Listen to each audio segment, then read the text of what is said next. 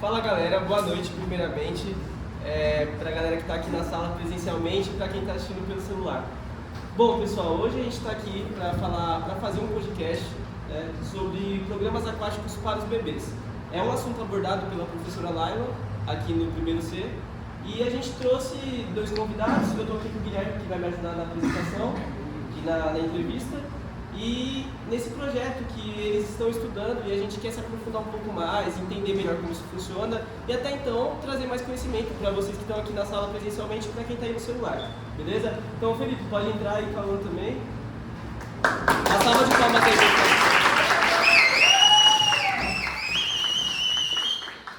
E aí, vocês estão bem? Estão bem? Beleza? Boa. E aí, beleza? Calmazão. Boa. Então, galera, correria do dia a dia, estudando muito, né? Cara. E sobre esse assunto abordado que a gente estava conversando, né? Já há pouco tempo atrás, a gente tem aqui algumas perguntas para fazer e tal, para a gente conversando e, claro, um papo leve, galera, sem muita pressão, uma coisa muito robotizada. A gente está aqui para conversar, que é o primeiro de tudo, é uma conversa leve, uma coisa descontraída que todo mundo entenda, certo? Então, Felipão, como está sendo, cara, primeiramente, assim, esse processo, né, cara, o começo de semestre em relação ao estudo, como está sendo, cara? Não, está sendo bem interessante, está sendo bem divertido também, porque estamos aprendendo bastante coisas novas, coisas que eu nem imaginava aprender. Então, ainda mais trabalhando com bebês, pesquisando sobre bebês, eu sou pai já, né? Então é uma área que eu gostei de estudar. Estou me dedicando cada vez mais. Interessante. E conforme a gente vai aprendendo, a gente vai sempre se interessando um pouco mais, né, cara? Eu gostei muito da pesquisa que vocês estão falando, eu achei interessante sobre o programa aquático para bebês. E, eu me interei bastante no assunto antes de convidar vocês para o podcast, eu achei bem interessante mesmo.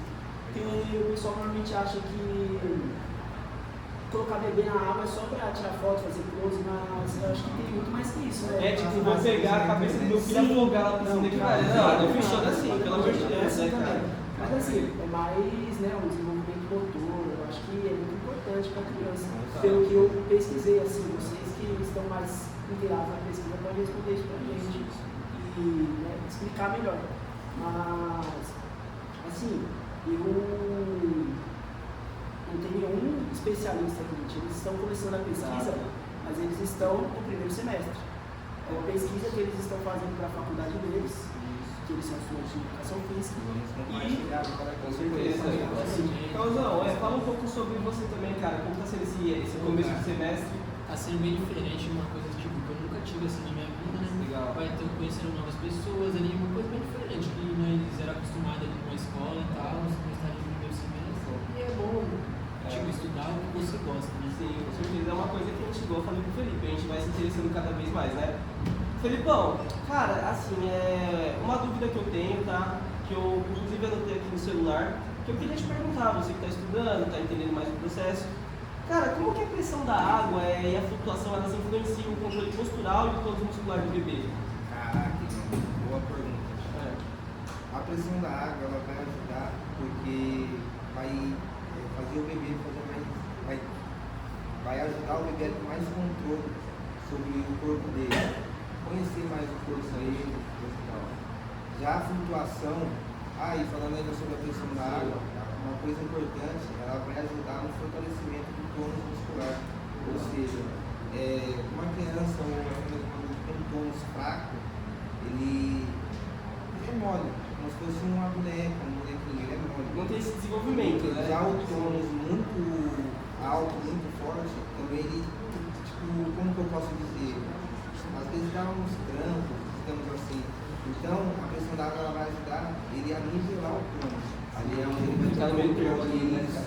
Porque é nesse nível que a gente precisa ter o tônus para ter o controle legal do corpo. Já a flutuação, ela faz o quê? Ela tira o peso do corpo. Então ali o bebê consegue se movimentar melhor, entendeu? Ajuda no desenvolvimento do controle corporal dele. Entendi, cara, muito interessante, né? E eu acho que tanto pais quanto as mães, eles deveriam ter esse conhecimento, né, cara? Com certeza. Porque é fundamental, porque, um exemplo, uma criança que tem esse tipo de problema, de limitação, né, cara? Se o pai não tem conhecimento sobre o que o programa aquático pode proporcionar, vai ficar meio perdido, né, cara? E pra gente que é da educação física, cara, é muito importante a gente ter esse tipo de estudo, né? Com certeza. Porque, claro, tanto quem vai fazer licenciatura quanto bacharelado, tem que ter isso em mente, cara. Tem que ter isso em mente, porque você é um profissional, cara. Você vai lidar com criança, você vai lidar com todo tipo de estudo, né? E, falando, eu vi que você está mais no desenvolvimento, né, da pesquisa de aprendizagem, na parte de aprendizagem. E eu queria saber, assim, se você puder me responder, se você já tiver essa parte da questão de si, se você já tiver ligado, que eu quero saber como que os programas aquáticos podem influenciar no desenvolvimento psicomotor do bebê. É uma questão, assim... Pessoal, alguém pode ouvir a gente falando, por favor? Que eu achei, assim, interessante. Eu vou anotar para te perguntar aqui. Então, ó, o desenvolvimento psicomotor, ele começa ali quando nos programas aquáticos começa a fortalecer mais a força muscular da criança, o sistema imunológico, porque como o Felipe disse, a pressão da água acaba ajudando mais a criança em muitas coisas, porque isso daí vai tudo gerar psicologicamente nela a confiança para ela fazer tudo que ela está fazendo no programa aquático, na água, tudo fora. Então, meio que vai ajudar na força muscular, no equilíbrio, na noção espacial do espaço. Isso tudo é bom para uma criança. Eu acho interessante que eu duvido muito que os telespectadores que estão assistindo, eles tiveram isso, porque eu acho que é algo bem atual. Com certeza. No desenvolvimento. Pelo menos eu não conheço ninguém que teve esse desenvolvimento, nas atividades aquáticas. Eu não conheço. E particularmente eu não digo isso. Cara, eu nunca não tive, não conheço ninguém. Isso aí, eu nunca conheci ninguém também. É um negócio mais atual, até porque o programa aquático gratuito, ele veio mais em tona mais agora. Antes do século XXI ali, o povo não tinha muita condição para essas coisas, esse contato com o disse. Então veio mais à tona depois do século XXI. Por isso que é uma coisa que muitos daqui não tiveram quando criança, é mais um negócio atual mesmo. Cara, e complementando o que você está falando, né? Você falou uma palavra muito importante, que é autonomia. E a gente teve isso numa das aulas da professora Laila, que foi em relação a isso, cara, como isso é fundamental para o desenvolvimento de uma pessoa, de um ser, né? Cara, uma criança que, de certa forma, ela vai crescendo, é tudo muito fácil ali, sem ter essa autonomia de ir lá e fazer, a criança ela cresce despreparada para o mundo, com tudo muito gigante. Até psicologicamente falando, né, a criança vê o mundo de uma forma muito diferente do que uma pessoa que tem autonomia, que se desenvolveu. Exatamente. Isso. E Felipe, agora, cara, falando um pouco sobre isso, como que foi, cara, esse processo? Sua infância foi...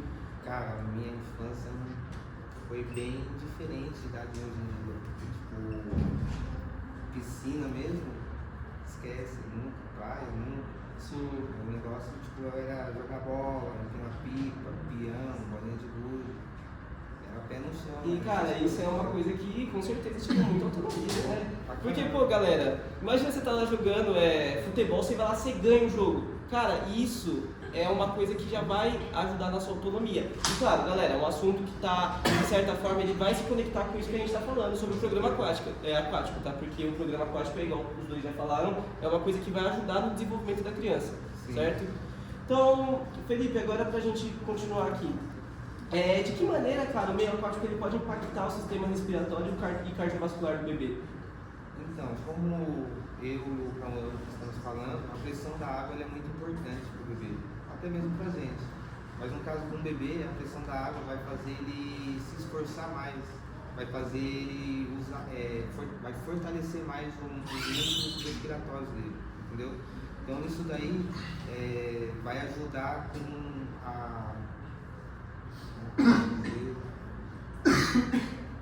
vai ajudar com a... Não. Dá uma olhada aí, dá uma verificada. Mudando de assunto, eu particularmente assim, eu tava vendo que, inteirando no assunto, que a gente está falando sobre ambiente e sobre que quase ninguém aqui teve esse acesso sobre esse ambiente aquático. O que ele pode influenciar, sabe, estimular na integração sensorial nos primeiros meses de vida do bebê? Então, boa pergunta. E ele vai ajudar bastante ali no tato, na visão, na audição da criança, né? Que tudo isso ao mesmo tempo, porque a criança vai acabar organizando essas sensações ali, vai dar um estímulo na criança. Então, esses programas aquáticos ali, o contato com a água, ajuda bastante. Tipo, eu mesmo, antes de pesquisar essas coisas, não sabia que influenciava muito no tato, na visão, essas coisas. Porque normalmente não é muito... A gente nem para pra pensar nisso, né, cara? Só que como a criança não pensa igual nós, ela vai meio que gerando esses estímulos para ela. E então vai organizando tudo isso daí para ela e vai fortalecendo bastante com o tato, a visão, o equilíbrio. Então fora da água ajuda muito ela, tipo, dentro da água, sair depois, ficar com equilíbrio. É um desenvolvimento natural da criança, é um processo, né? Que todo ser humano tem, né, cara? Só que, igual eu disse, a gente não para pra ficar pensando nisso, né? E quando a gente descobre, a gente fica, caramba, cara, surge um ponto de interrogação pra gente ir atrás de conhecer mais. Não é verdade? Quanto mais você vai... Cara, quanto mais você vai indo atrás de entender de como funciona, você quer saber mais. Porque é uma coisa que te desperta curiosidade. E é assim que funciona o estudo, cara. Você tem que, primeiro, gostar, você tem que ir atrás de gostar de alguma coisa. Por exemplo, educação física. Todo mundo aqui gosta de educação física. A gente começa a se aprofundar, e, cara, e aí por diante. Né? Não, e assim, eu acho que sobre isso, sobre esse assunto em geral, é até interessante deixar para a plateia, para o público, assim, pesquisar em casa, porque eu acho que isso, pelo que eu li na pesquisa, né, de vocês não está, mas assim, o que isso pode ter afetado nas gerações passadas? Porque como isso é algo atual e, né, é algo que começou recentemente, entre aspas, pelo menos chegou agora no conhecimento, está chegando, né, no conhecimento geral das pessoas, eu acho que isso afetou muito a geração passada.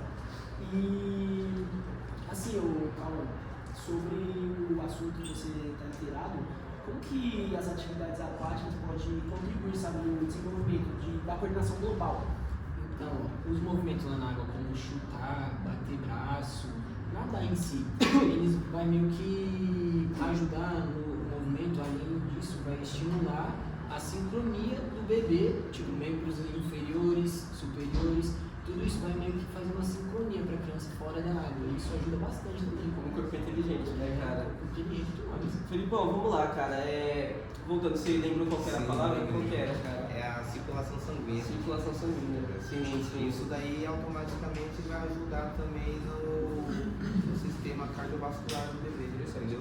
Cara, e assim, o que eu tava falando sobre os pais, eles terem consciência disso, terem noção do que fazer em caso de ter esse tipo de limitação com a criança. Cara, qual que é o papel? Quando teve também, né? Qual que é uma pergunta? Qual o papel das atividades aquáticas no fortalecimento desse vínculo entre o bebê e o pai e a mãe ali? Porque eu acredito que, cara, isso muda totalmente o jogo, né? Sim, com certeza. Ainda mais nos dias de hoje, que tudo é internet, tudo é tecnologia. Um trabalho desse, ele vai fortalecer principalmente o vínculo, vai ter, o pai com o filho vai ter mais tempo de qualidade, entendeu? É uma coisa muito importante nos dias de hoje. Isso daí evita de uma criança crescer e desenvolver uma futura depressão, alguma coisa do tipo. Então esse vínculo, esse trabalho na água, ele vai trazer esse vínculo de tempo de qualidade, ele vai trazer para a criança mais segurança de estar com o pai, tipo, mais confiança no pai, não só da criança no pai, mas como do pai do bebê, com o filho dele. O tempo de, como eu disse, o tempo de qualidade com a criança, com os filhos, isso é essencial. Essencial para qualquer ser humano, né, cara? A nossa base, pai e mãe. Exatamente. Facilita até o trabalho dos profissionais, né? Mas tem um tempo certo para começar, né, para estimular a criança nessa atividade? Cara, normalmente o indicado é colocar a criança lá pelos 6 meses ali de vida, porque o sistema imunológico dela já vai estar pronto para poder entrar na água, com a pressão, essas coisas. Então antes disso é ruim. E bastante depois, assim, deixa meio que a criança, não tipo perder, mas meio que atrasa. Era melhor ter feito com a criança ali entre os 6 meses, que ela já vai ficar boa até ali os 1 ano de idade, então não é bom colocar lá com 1 ano. porque é bom colocar ele cedo, que aí já estimula essas coisas. Quanto mais estímulo, mais desenvolvimento. Por isso que é bom 6 meses, porque antes ali o sistema não vai estar lento, pronto para a criança entrar já em água. A criança mal nasceu, já vai entrar. Cara, e dando continuidade nessa linha que a gente está seguindo entre interação e tal, né? Cara, e como que a interação em grupo, nas aulas, especificamente nas aulas aquáticas, como que ela pode influenciar o desenvolvimento social? Não só com o pai e mãe, né? Mas no ciclo social da criança ali. Então, vai ajudar ela no quê? A partir daí ela vai crescer uma criança que vai aprender a dividir, vai aprender a compartilhar as coisas, vai aprender a ganhar e perder, que é essencial na nossa vida, porque nem sempre a gente vai ganhar, entendeu? E quando chegar no período escolar, ela vai estar apta a rosto novo, pessoas novas, porque desde o começo Autonomia, isso tem da autonomia para interagindo criança. com outras crianças, pessoas, Total. mais velho, mais novo. E você pode ver, né, cara, como uma coisa leva a outra. Uma criança que não tem esse tipo de contato, tal, uma criança que é mimada de certa forma, Mais né? fechada. Sim, mais fechada, ela cresce com essa visão que ela só pode ganhar. Sim. E a partir do. E galera, aqui, não é culpa da criança, tá? Isso não é culpa da criança, é culpa dos pais, tá? É culpa dos pais. Então, não tem culpa, cara, não tem culpa, exatamente. Então ela cresce com essa visão de eu só preciso ganhar, né? Cara, muito bom vocês terem vindo aqui, beleza? Acho que todo mundo conseguiu entender aqui. Se tiver alguma dúvida, beleza? A gente vai ter um tempo para vocês perguntarem aí também, beleza? Quero agradecer, Felipão, muito bom. Beleza, cara? Explicou direitinho, Calvazão. Muito obrigado também. Tranquilo, valeu. Aqui no podcast com você. Tamo junto. Galera, agora a gente tem mais 2 convidados especiais aí, que é o Natanzão e o Pietrão, certo? Que eles vão abordar, eles vão abordar, gente, a avaliação motora dos bebês. Isso. Já estava no programa aquático, agora a gente vai para uma avaliação mais motora. Isso aí, beleza. Conectado. Galera, uma salva de palmas aí pra começar.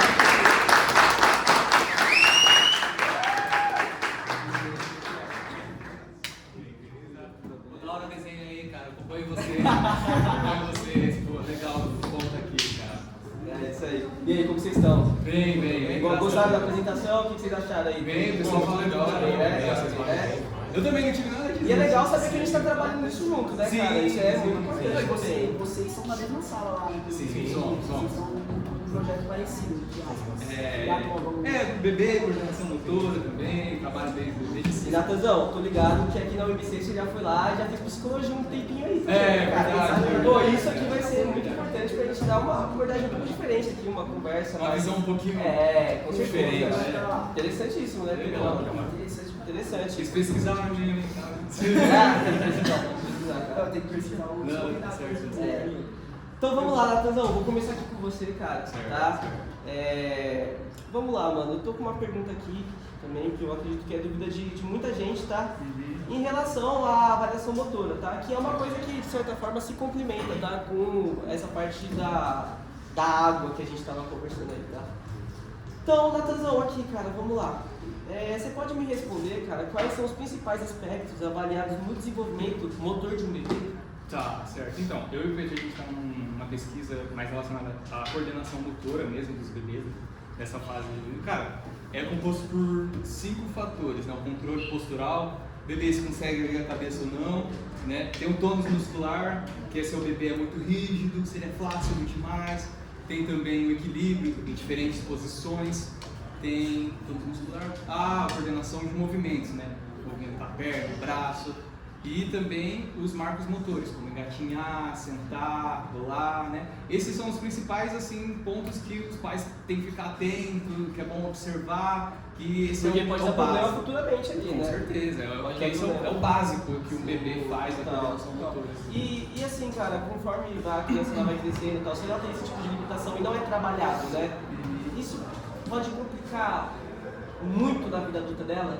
Pode. Porque, querendo ou não, a gente como eu falei, né? São os primórdios, assim, da coordenação motora de um bebê. Porque senão ela não vai conseguir se nem sustentar, vai sempre precisar de ajuda, vai sempre ter essa dificuldade.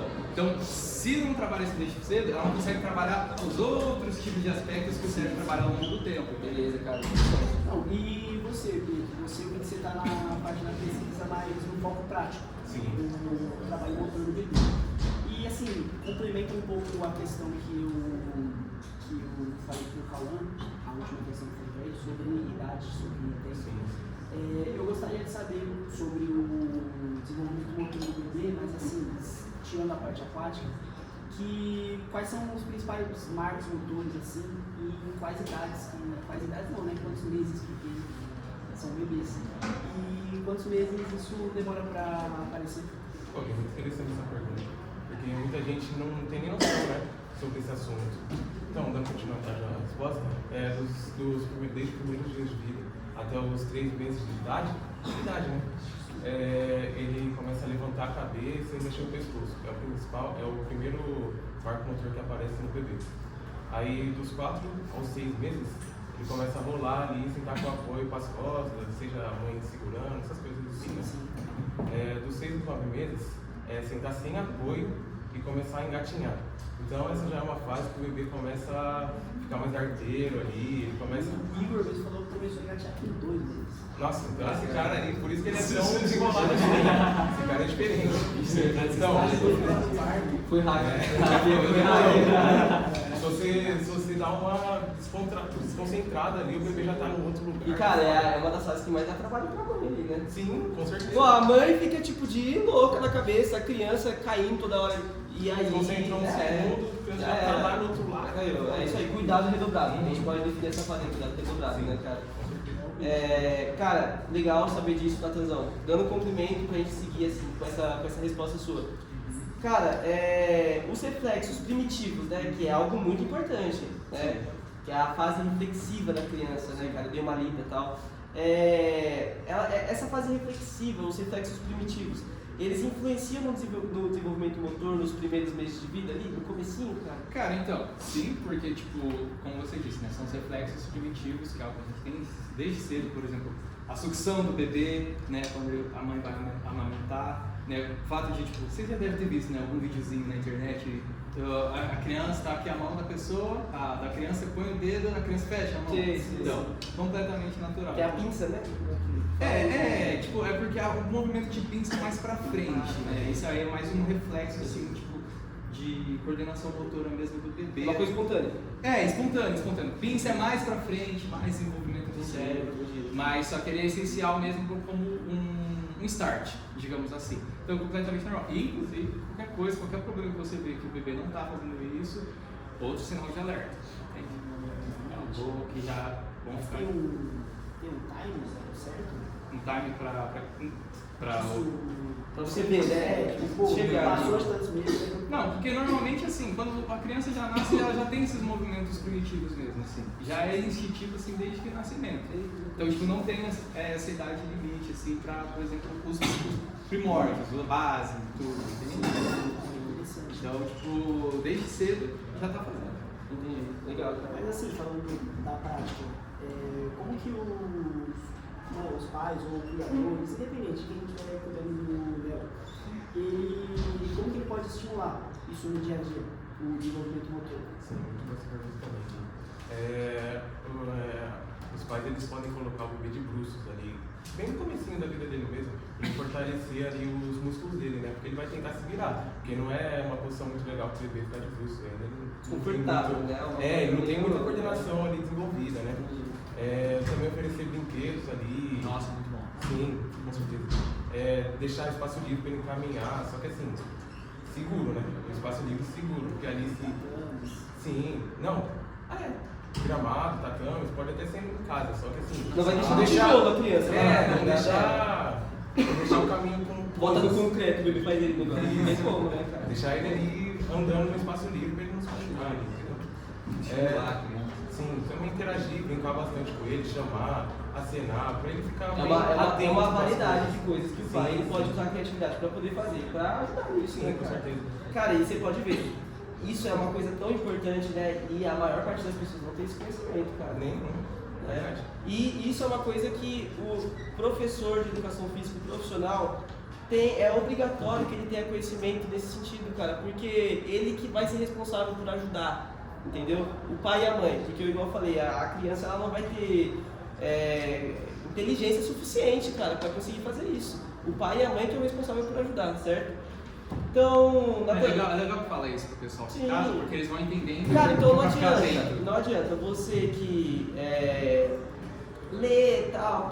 Cara, se você não se aprofundar, você quer ser um professor de educação física, um profissional, você não se aprofunda no assunto, futuramente, cara, você não vai colher os benefícios disso. Porque você tem que ir atrás, você entendeu?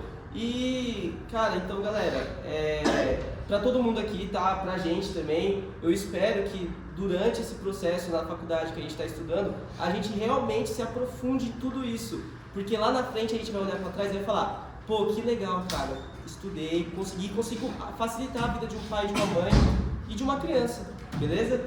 Então, pra gente finalizar aqui, tá, Natanzão? Diga. Cara, de que forma é possível identificar precocemente atraso no desenvolvimento motor da criança? Então, como a gente já falou anteriormente, né? Tônus muscular, levantar a cabeça, equilíbrio, essas coisas, né? É importante a base do estímulo, que nem o Pedro falou, né? Deixa sua criança brincar, deixa ela ser meio arteira, porque os pais conseguem ver bastante isso da própria coordenação da criança. Então, qualquer defasagem, a criança não tá engatinhando como deveria engatinhar, tá com muita flacidez, não consegue levantar a cabeça, é um ponto de atenção para os pais estarem levando no pediatra, tá bom? Então, tipo, sempre ficar atento. Estimulem a criança, né? Que nem o grupo anterior falou, né? Da autonomia. É importante também deixar a criança brincar, essa parte da autonomia, deixar a criança explorar. Você vai ver, criança, bebê, quando começa a engatinhar, gosta de pegar em tudo, né? Tipo, pegar brinquedo, tudo, põe na boca, porque ela tá conhecendo o mundo, né? E é muito importante essa parte, por conta do desenvolvimento do cérebro, né? A parte de estar conhecendo, de estar tendo muito estímulo, Então, qualquer sinal que você percebe que o bebê não está fazendo o que seria o tradicional, o engatinhar, o pegar, né, próprios reflexos primitivos que a gente comentou, é um ponto de atenção. Leva no pediatra, mamãe e papai, é importante. Não, isso aí é interessante até para a sua prima, que ela recentemente, né, teve um bebê, e lá no almoço ela estava falando que isso, que o dela estava meio atrasado, sabe? Que ela estava comparando o vizinho com o ciclano, fulano, e o dela estava atrasado alguns meses. E só que esse atraso, pelo menos para mim, que não estou nessa pesquisa, não existe. Mas assim, para você, Pietro, eu quero saber se esse atraso, quando que ele deixa de ser normal? Sim, desculpa, só uma pergunta, ela tem quantos anos o bebê, você sabe? Cara, Quando ela tem